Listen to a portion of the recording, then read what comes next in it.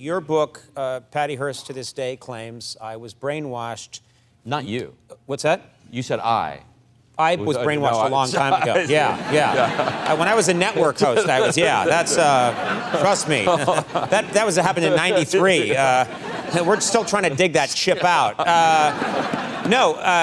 But what you say in the book is you do not buy that she was brainwashed. You're just not buying the story. I don't. I mean, what do you think happened? She's kidnapped, which was real. She was taken totally from her real, home. yes. Must have been terrifying. But what happened? She was 19 years old when she was kidnapped. She was very young. She was in a very restless and difficult moment in her life. She was engaged to be married to this fellow, Stephen Weed, but very unhappy with him. She didn't get along with her mother, who didn't approve of her relationship with Stephen Weed. So she was sort of at sea. She was developing a bit of a political consciousness. And she was surrounded by these people, these radical terrorists, the Symbionese Liberation Army. Right. And they started talking to her like an equal, like a partner. And she saw that they had an answer. A lot of people thought radical, crazy politics had an answer in those days. And if you look at her behavior over this year and a half, all the crimes she committed, all the opportunities she had to escape, I think she did become a member of the SLA, even though she never would have done it, obviously, had she not been kidnapped.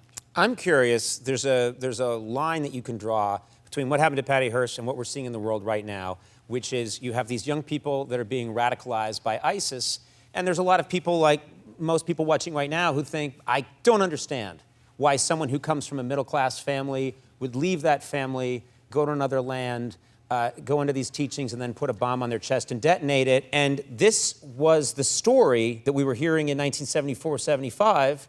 It's the same thing at play, isn't it? And it's very similar, and that's why the story has felt so topical to me, because we look at, kids, whether it's in Minneapolis, where there have been people radicalized, or Brussels, or Paris, and most of them wind up saying, of course, I know we don't want anything to do with terrorism, but a handful do.